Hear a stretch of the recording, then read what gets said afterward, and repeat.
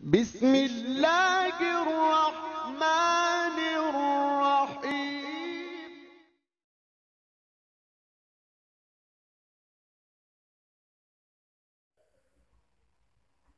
قرآن حدیث کے ان دلائل کے ساتھ ساتھ انسانی زندگی کے یہ 5 مرحلے مسلم ہیں۔ بچپن کا زمانہ بھی آتا ہے، جوانی کا زمانہ بھی آتا ہے، بڑھاپے کا زمانہ، پھر مرنے کا زمانہ، مرنے کے بعد کا زمانہ۔ یہ 5 زمانے اس بات کا تقاضا کرتے ہیں کہ نمازیں 5 ہونی چاہیے۔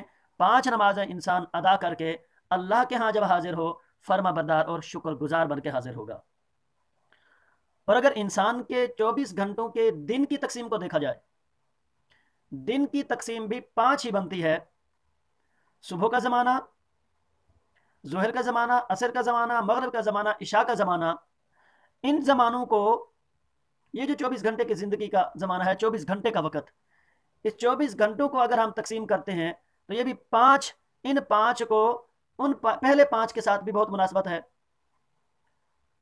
وہ اس طرح کہ صبح کا وقت بچپن کے ساتھ مناسبت رکھتا ہے کہ سورج کی بھی ابتدا ہے، انسان کی بھی ابتدا ہے۔ ظہر کا وقت جوانی کے ساتھ مناسبت رکھتا ہے، سورج بھی اپنے شباب پہ، اور یہاں دن انسان بھی اپنے شباب پہ، سورج بھی اپنے عروج پہ ہے، انسان بھی اپنی جوانی کے عروج پہ ہے۔ پھر عصر کا وقت انسان کے بڑھاپے کے ساتھ مناسبت رکھتا ہے، وہ اس طرح کہ ادھر انسان بوڑھا ہو گیا، ادھر سورج بوڑھا ہو گیا، ڈھل چکا ہے، انسان موت کے قریب پہنچ چکا، سورج غروب کے قریب پہنچ چکا۔ مغرب کے وقت کو موت کے ساتھ مناسبت ہے کہ جس طرح مغرب کے وقت سورج غروب ہو رہا ہوتا ہے، اور اسی طرح یہاں انسان بھی موت کے، انسان کی جو زندگی کی شمع ہے وہ ڈوب رہی ہوتی ہے۔ اور عشاء کے وقت دن ختم ہو چکا ہوتا ہے، دن کے بعد کا زمانہ ہوتا ہے، تو یہاں انسان ختم ہو چکا ہوتا ہے، انسان کے مرنے کے بعد کا زمانہ ہوتا ہے۔ تو اس اعتبار سے بھی سمجھ آتی ہے کہ نمازیں 5 ہی ہونی چاہیے۔ 5 نمازیں انسان ادا کر کے جب اللہ کے ہاں حاضر ہوگا، اللہ کا شکر گزار اور فرمانبردار بن کر حاضر ہوگا۔ پھر اگر انسان کے جسم کے اندر دیکھا جائے نعمتوں کے اعتبار سے، تو انسان کے جسم کے اندر 5 قسم کی قوتیں بنتی ہیں، 5 قسم کی مرکزی نعمتیں، بڑی قوتیں جو کہلاتی ہیں، وہ 5 بنتی ہیں۔ وہ اس طرح کے انسان کے اندر حواس خمسہ کے نام سے ایک نعمتیں شمار ہوتی ہیں۔ حواس خمسہ، 5 نعمتیں، 5 قوتیں، وہ کون سی ہیں؟